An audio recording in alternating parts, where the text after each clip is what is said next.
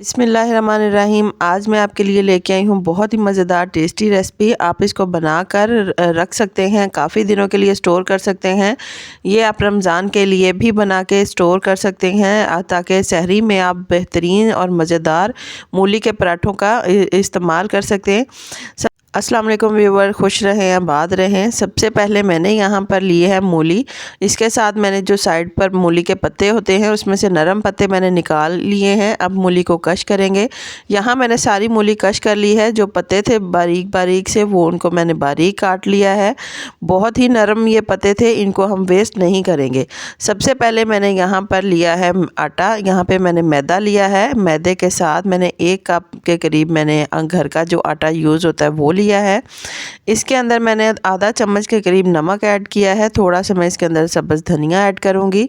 सब्ज़ धनिया के बाद थोड़ा सा मैं इसके अंदर कुकिंग ऑयल ऐड करूँगी, या आप घी जो है उसको गर्म करके वो भी ऐड कर सकते हैं। नीम गर्म पानी के साथ इसको हम गूंद लेंगे। आप आटा जो है वो सिर्फ मैदा भी यूज़ कर सकते हैं और सिर्फ आटे के साथ भी आप ये पराठे बना सकते हैं। नरम जिस तरीके से हम आटा तैयार करते हैं इसी तरीके से मैंने गूंद के तैयार कर लिया है। 10 मिनट के लिए इसको रखेंगे। यहाँ पे मैंने पैन लिया है। पैन के अंदर मैंने 2 से चम्मच के करीब मैंने घी कुकिंग ऑयल लिया है। इसके अंदर जो मैंने पत्ते काट के रखे थे मूली के वो मैं ऐड करूँगी। इसको सौते करेंगे हल्का सा। अब जो कश करके मूली रखी थी वो सारी मैं इसके अंदर ऐड मूली का अभी सीज़न है तो इस तरीके से इसको कुक करके बहुत दिनों के लिए आप इसको स्टोर करके बाद में आप इसके पराठे तैयार कर सकते हैं, बिल्कुल ख़राब नहीं होंगे। स्पाइसेस ऐड करेंगे। इसके साथ मैंने सुरख मिर्च ऐड की है। थोड़ी सी मैं इसके अंदर हल्दी ऐड करूँगी। हल्दी के साथ थोड़ा सा मैं इसके अंदर ऐड करूँगी ज़ीरा। आधा चम्मच के करीब ज़ीरा है। अब इसके बाद मैं इसके अंदर ऐड करूँगी खुश्क मेथी। आप जो नॉर्मल जो बाहर मेथी मिलती है बाज़ार से आप वो भी यूज़ कर सकते हैं।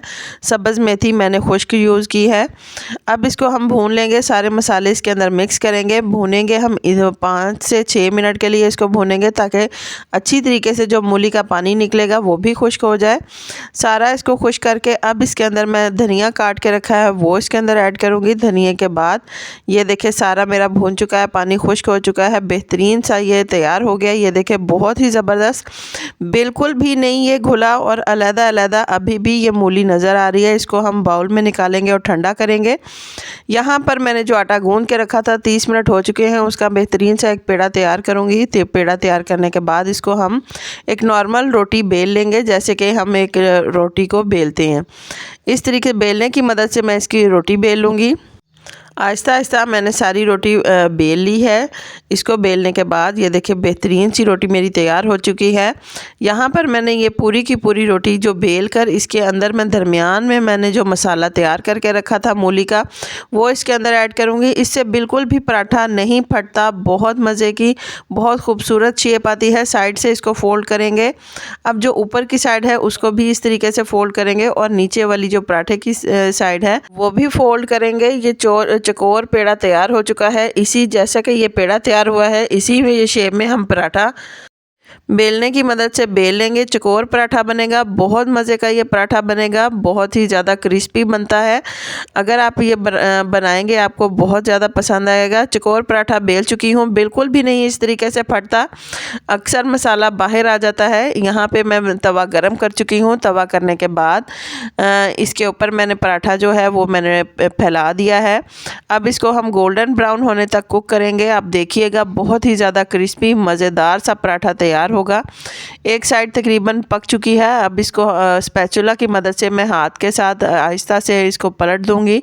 अब दूसरी साइड जो है उसको भी मैं नॉर्मल कुक कर लूँगी। ये देखें बेहतरीन सी नीचे से ये गोल्डन हो चुका है। अब दूसरी साइड से इसको गोल्डन ब्राउन करेंगे। बहुत ही मज़ेदार सी ये पराठा तैयार हो गया। देखें कितना ज़बरदस्त फूल के तैयार हुआ है, बहुत मज़े का पराठा बना है। ऊपर से बहुत ज़्यादा क्रिस्पी है, अंदर से बहुत ज़्यादा सॉफ्ट है। अगर आप इस तरीके से पराठा बनाएंगे आपका बिल्कुल भी नहीं फटेगा, ना तो मसाला कहीं से बाहर आएगा ना तो कुछ और। अक्सर जो लोग हैं उनका पेड़े के अंदर से मसाला बाहर आ जाता है। ये देखिए पराठा तैयार हो चुका है। इसको मैंने निकाल लिया है प्लेट में। बहुत ही ज़बरदस्त इसका कलर है, बहुत मज़े का है बना। ये जो मसाला मैंने तैयार किया है, इस मसाले को आप फ्रिज में स्टोर करके भी रख सकते हैं। बहुत अरसे के लिए आप इसको यूज़ कर सकते हैं, बिल्कुल भी नहीं ख़राब होगा ये मसाला। जितनी देर तक मर्ज़ी चाहे आप इसको पका के रख कर इसको आप स्टोर कर रख सकते हैं। अगर आपको मेरी रेसिपी पसंद आए तो प्लीज़ इसे लाइक करें, शेयर करें, मेरे चैनल को सब्सक्राइब करें। अल्लाह हाफ़िज़।